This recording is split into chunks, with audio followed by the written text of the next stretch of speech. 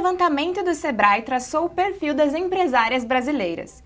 40% delas são jovens e têm menos de 34 anos. A nossa convidada é a empreendedora Isabela Matti, que administra seu próprio negócio desde seus 12 anos. Hoje, com 19, é uma grande influencer nas redes sociais, com mais de 300 mil seguidores, e veio aqui para nos contar sobre a ascensão do empreendedorismo feminino e compartilhar suas experiências como empreendedora. Bom dia, Isabela. Muito obrigada pela sua presença. Bom dia, é um prazer estar aqui. O que te fez optar pelo empreendedorismo no segmento da moda? Na verdade, foi algo muito natural, porque eu tinha 12 anos de idade quando eu comecei a empreender, então não teve nem muita escolha. Na verdade, eu percebi que havia um nicho que eu poderia preencher, que era exatamente essa idade de 11 a 16 anos, que eu me inseria, e eu percebi essa dificuldade em encontrar roupas que fossem baratas, de qualidade, básicas, que fossem com uma modelagem mais adequada à idade. E por causa disso, eu percebi que a moda seria algo que eu poderia preencher, mas eu nunca imaginei que eu seria uma pessoa que estaria completamente dentro do mundo da moda. Até porque quando eu era criança eu era completamente menininho, correr na rua, subir em árvore. Então foi algo muito assim, foi natural e foi porque eu percebi que ali havia uma oportunidade de negócio. Hoje, mais de 75% das mulheres elas começam a empreender sem necessariamente estar cursando um ensino superior, como foi o seu caso. Uhum. Qual foi a sua base, né, de um conhecimento assim, teórico ou até mesmo prático para você ingressar no empreendedorismo? O que eu acho foi assim, eu tive a percepção de uma falta nesse segmento, que era a moda, que era algo mais próximo a mim, porque eu era uma menina e nesse momento de 11 a 12 que você está entrando na adolescência, você começa a se preocupar mais com o que você vai usar, suas amigas também. Então ali era um chão muito, muito próximo de mim. E o que aconteceu, né? Eu não tinha nenhum conhecimento disso, nem minha mãe, nem o meu pai. O meu pai trabalhava fora, minha mãe trabalhava fora no tribunal. E eu também não tinha esse conhecimento de como fazer uma roupa, como funciona o processo de produção de uma roupa, como é ter uma empresa, porque os dois eles eram empregados, né? Então, essa noção de como aprender tudo foi o que eu gosto de falar, que é assim, a mente empreendedora, pelo menos para mim, é você estar disposto a aprender qualquer coisa. E não ter medo de errar e de aprender e de botar sua cara a tapa. Então, tudo que a gente aprendeu, a gente não começou tendo uma base sólida em negócio, por exemplo, mas a gente foi aprendendo com o tempo, com essa determinação de aprender tudo que antes poderia ser estranho a nós, entendeu? Então, eu acho que uma base sólida é essa vontade de aprender, mesmo que você não saiba agora, você, na verdade, vai saber daqui a pouco e estar sempre olhando para frente. Você disse que essa trajetória como empreendedora você tem que estar aberto, né, para passar por desafios. Você teve algum desafio que realmente te provou, te colocou à prova como empreendedora?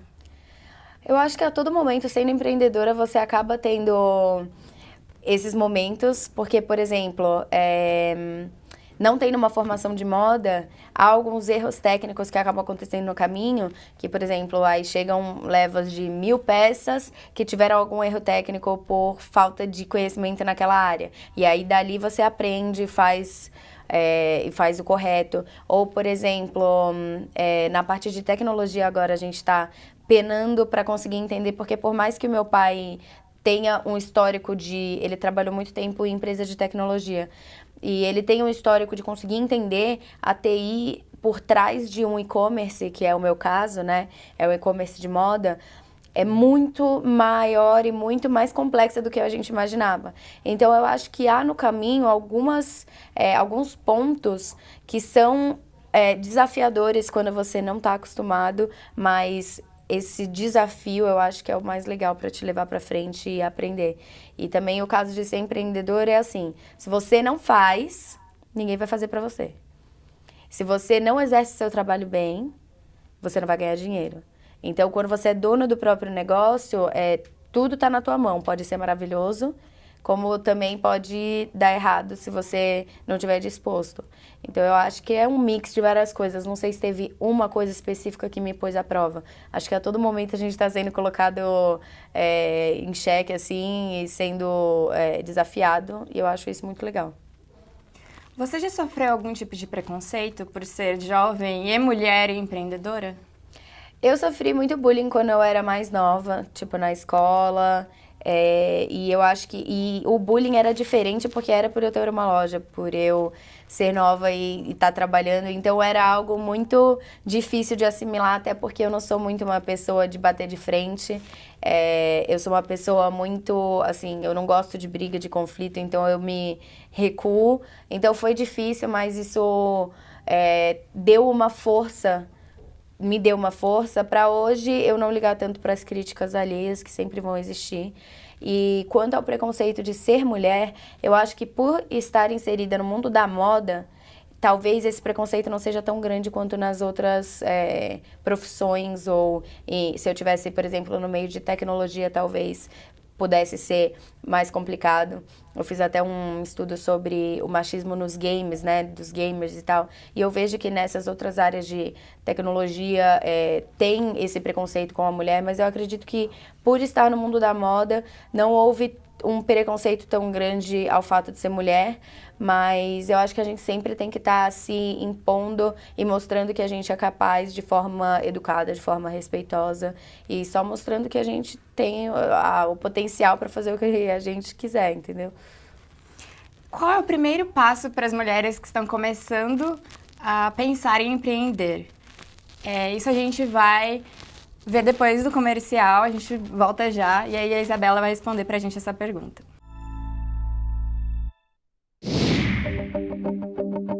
A aspirina é um remédio que todo mundo já usou um dia. Mas você sabe de onde surgiu a aspirina? Da casca de uma planta. Isso mesmo, a aspirina é produzida a partir da casca do salgueiro. E não é só aspirina não, muitos remédios têm ingredientes da natureza. Outros são criados a partir de pesquisas de moléculas e do uso calculado de substâncias químicas. Pois é, para fazer um remédio é preciso muita pesquisa e um profundo conhecimento científico. Um trabalho complexo e fascinante. Um conhecimento que você aprende no curso de farmácia. Nele você tem aulas de anatomia, genética, imunologia, biologia molecular, entre outras. Você aprende a usar a ciência para garantir saúde e qualidade de vida às pessoas. Mackenzie, há 140 anos formando gente que vai mudar o mundo. O Papo.com está de volta com a empreendedora Isabela Matti para falarmos sobre empreendedorismo feminino. Retomando a pergunta do bloco anterior, qual seria o primeiro passo para as mulheres que estão pensando em começar a empreender? Eu acredito que o primeiro passo, isso é algo que eu gosto até de falar, porque eu gosto muito de empoderar mulheres que querem começar o seu próprio negócio, é você definir, você perceber no seu ambiente, em algo que é familiar a você, ou que você sente que você tem capacidade, perceber alguma coisa que você pode preencher ali. Então, antes é definir no que você vai empreender. Eu acho que isso é muito importante, você definir e fazer alguma pesquisa básica para entender se aquilo vai ser ou não vai ser rentável, se tem como você inovar naquele segmento ou não tem como você inovar, porque às vezes a gente tem uma ideia que a gente acredita que é genial, mas não tem procura no mercado para aquilo. Então, ou você tenta adaptar para conseguir responder a uma busca que o próprio mercado tem, ou fica muito difícil de você conseguir monetizar esse seu sonho. Então, eu acho que você tem que encontrar uma coisa que você goste, obviamente, para você poder trabalhar muito naquilo e continuar sendo uma pessoa feliz e alegre, mas você tem que tentar encaixar o teu sonho com a necessidade, com uma necessidade do público, então fazer uma pesquisa para ver o que esse público que você acha que seria o seu público, o que ele quer, o que ele está buscando, o que ele gosta, no que ele investe dinheiro.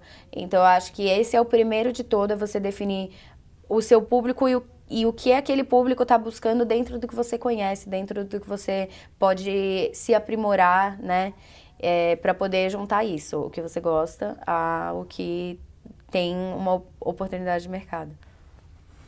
O nosso repórter Guilherme Anis foi até o Sebrae para falar sobre o aumento de empreendedoras no Brasil. Segundo o Sebrae Minas, em 2013, o número de microempreendedoras era de aproximadamente 1,3 milhão. Em 2018, o número saltou para 3 milhões, um aumento de aproximadamente 125%. São Paulo, Minas Gerais e Rio de Janeiro são os 3 estados que mais apresentam mulheres empreendedoras. De acordo com o levantamento Global Entrepreneurship Monitor 2017, mais de metade dos novos negócios abertos em 2016 foi fundado por mulheres. Atualmente, existem cerca de 7,9 milhões de empreendedoras no país, segundo o Sebrae.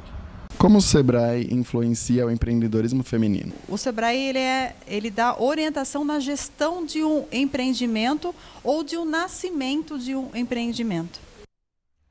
A crise econômica fez crescer o chamado empreendedorismo por necessidade, que estava em queda nos últimos anos. De 2014 para cá, quando o Brasil mergulhou em uma recessão, uma parcela maior de pessoas abriu uma empresa por falta de trabalho. Isabela, como você lida com a concorrência no mercado, que está cada vez mais saturado? Eu sempre busco estar um passo à frente da minha concorrência, eu acho que assim, no mundo da moda tem como você inovar sempre, mas não necessariamente no produto. Isso é algo que eu gosto de falar porque ontem, por exemplo, eu estava conversando com uma menina, ela veio falar pra mim que queria muito ter um negócio, só que ela falava, eu sempre quero inovar, só que eu queria fazer algo muito genial, mas eu acho que não existe. Eu falei assim, eu, por exemplo, no mundo da moda, eu não quero inventar nas roupas, eu quero inventar, às vezes, na comunicação, na forma como eu vou entregar, no atendimento do cliente, nas campanhas. Então tem muitas formas, na forma de comprar. Às vezes você faz algo que é muito fora da caixa. Então eu acredito que sempre pra gente não se preocupar tanto com a concorrência em termos de... Óbvio, você tem que observar a concorrência para ver se você está adequado o seu preço com o da concorrência, mas há algo maior do que só o preço, que eu acho que são todas essas características que fazem a sua marca ou o seu empreendimento, o seu negócio ser diferente. Por mais que pareça uma concorrência, ele é diferente, ele causa algo diferente no cliente. E eu acredito que essa inovação, seja no produto, seja no que eu falei, na comunicação, seja na estrutura, seja no atendimento, que essas inovações, elas sempre estejam à frente do que os outros estão fazendo. Sempre tenta sair da caixa, né?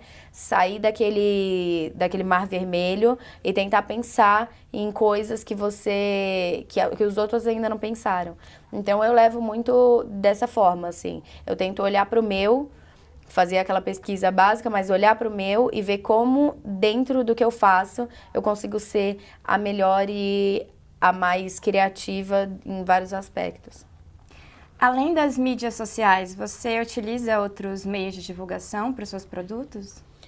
Então, hoje em dia, a trajetória toda da marca, ela já está há 7 anos no mercado, né? A trajetória toda dela foi completamente orgânica, o que é algo que eu acho que é muito mais sólido, às vezes, do que o pago, né? Que hoje a maioria é pago e às vezes você tem que pagar para conseguir estar na mídia e gerar esse retorno. Mas o que eu senti da mídia orgânica, por exemplo, isso falando em mídia só, é que ela tem uma base muito sólida de, por exemplo, ter clientes que compram há 6, 7 anos da marca desde o começo até hoje. Mesmo com a concorrência, com todos esses fatores.